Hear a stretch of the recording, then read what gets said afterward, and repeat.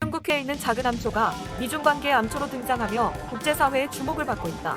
남중국해에서 필리핀의 배타적 경제 수역 내에 자리를 잡고 있는 작은 섬 휘선 암초의 얘기다. 이곳에는 중국 선박 약 220척이 정박해 필리핀이 극도의 경계심을 노출하고 있다. 부메랑이나 숫자 7 모양을 하고 있는 휘서 남초는 길이 13, 면적 15 크지 않다. 이 암초는 필리핀에서는 약 320, 중국에서는 약 1060 떨어져 지리적으로는 필리핀의 3배나 가깝다. 필리핀과 중국, 베트남이 영유권을 주장하며 나라마다 명칭도 다르다. 중국에서는 유어자오 소뿔 암초라는 뜻, 필리핀에서는 줄리안 펠리페 암초, 베트남에서는 자바자오로 불린다. 안녕하세요, 군사기밀 뉴스TV입니다. 알람 설정을 하시면 영상 업로드 시 바로 시청하실 수 있습니다. 시청해주셔서 감사합니다. 필리핀 FA-50 중국 해상 민병 때려잡나.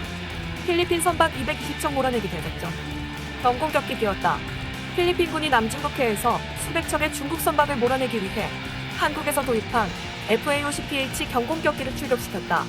FA-50PH는 한국항공우주산업이 양산한 고등훈련기 TOC-100 파생형인 FA-50의 필리핀 수출용 형제 모델이다.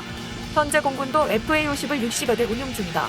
28일 현지 시간 로이터 통신에 따르면 필리핀 국방부는 남중국해 휘서 남초 인근에 정박 중인 220여 척의 중국 선박의 즉각 퇴거를 요구하기 위해 전투기를 띄웠다.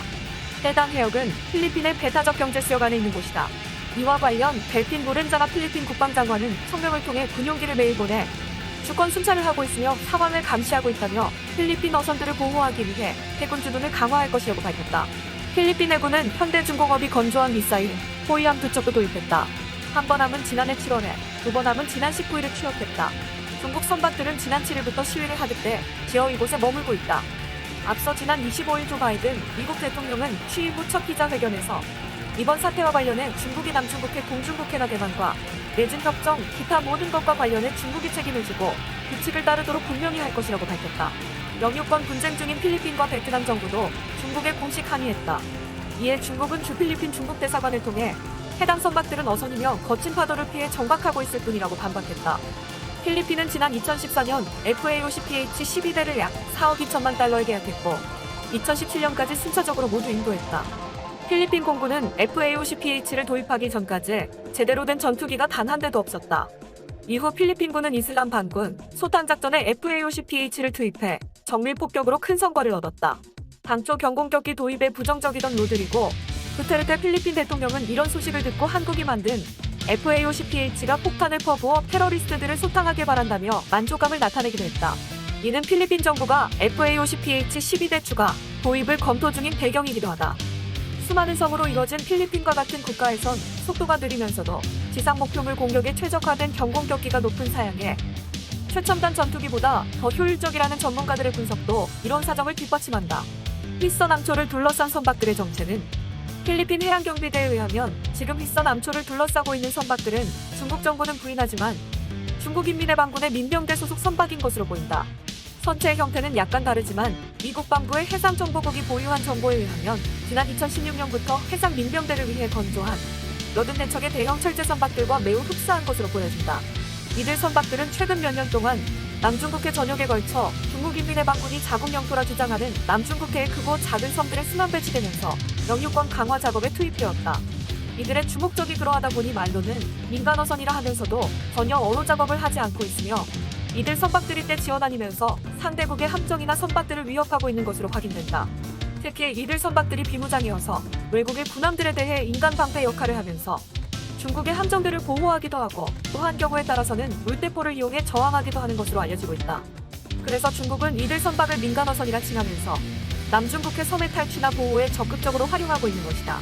은근슬쩍 남중국해의 또 다른 섬을 탈취하려는 중국의 시도에 대해 아마도 미국을 비롯한 우방국들도 가만히 있지 않을 것이며 특히 그동안 중국의 우호적이었던 필리핀과 베트남 국가들이 미국의 지원하에 중국 라인으로 돌아서면서 이들 국가들의 강력한 반발에 직면하게 될 가능성이 아주 높다.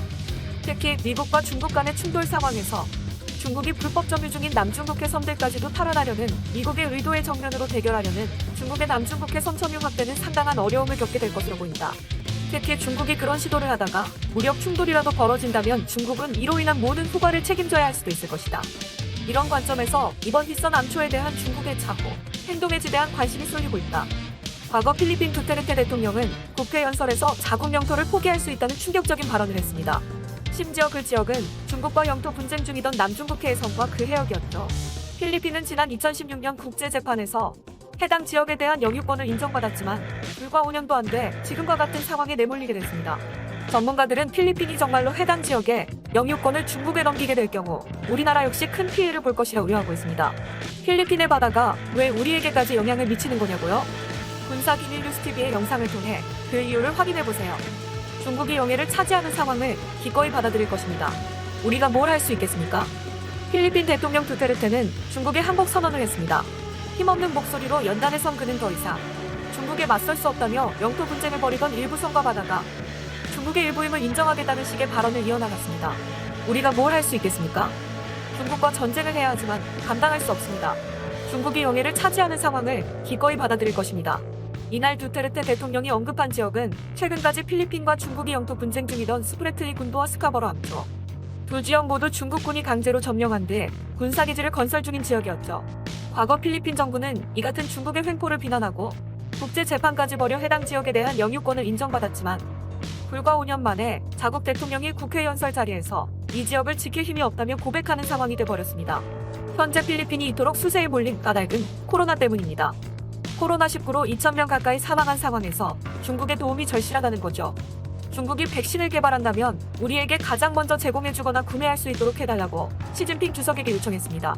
자신들의 영해를 코로나19 백신과의 거래 대상으로 삼은 필리핀. 전문가들은 두테르테의 이 같은 결정이 우리나라에까지 큰 피해를 끼칠 수 있다며 우려하고 있습니다. 이 지역은 우리나라가 원료를 수입하거나 물건을 수출할 때 반드시 지나쳐야만 하는 곳이기 때문입니다. 이 지역을 거치지 않고 빙 돌아가면 그만큼 운송 비용이 늘어나기 때문에 우리나라 수출 물량의 30%, 수입 에너지의 경우 무려 90%가 이 지역을 거쳐가고 있죠. 중국이 남중국해에서 주도권을 갖는다는 것은 사실 한국과 일본의 에너지 수송의 목줄을 중국이 쥐게 되는 거고요. 현재와 같이 안보와 경제가 서로 분리되지 않는 상황에서 한국과 일본은 대단히 불안해질 수밖에 없습니다. 따라서 이 지역에서 중국의 힘이 강하면 강해질수록 우리로선 중국과의 협상이나 경쟁에서 불리한 위치에 처할 수밖에 없습니다. 군사적 충돌이 미중 간에 있게 될 때 우리가 미국의 편에 섰을 때는 거기 남중국해를 봉쇄할 가능성도 있는 거죠. 그렇게 되면 우리로서는 대단히 곤욕스러운 상황에 처하게 됩니다.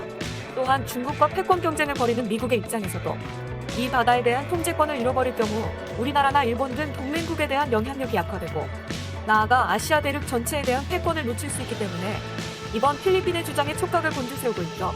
여기가 만약 중국의 영향력에 들어가야 되게 되면 미국의 태평양 방어선이 무너지는 겁니다.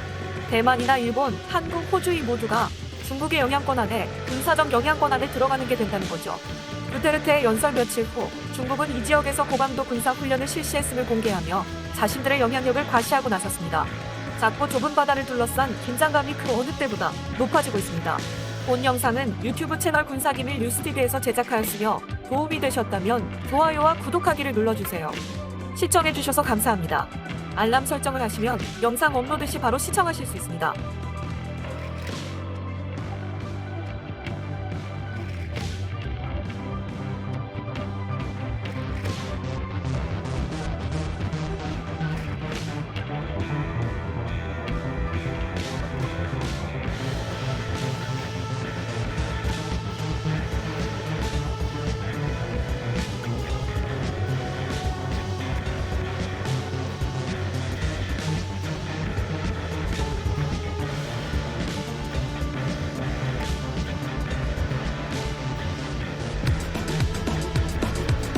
중국해에 있는 작은 암초가 미중 관계의 암초로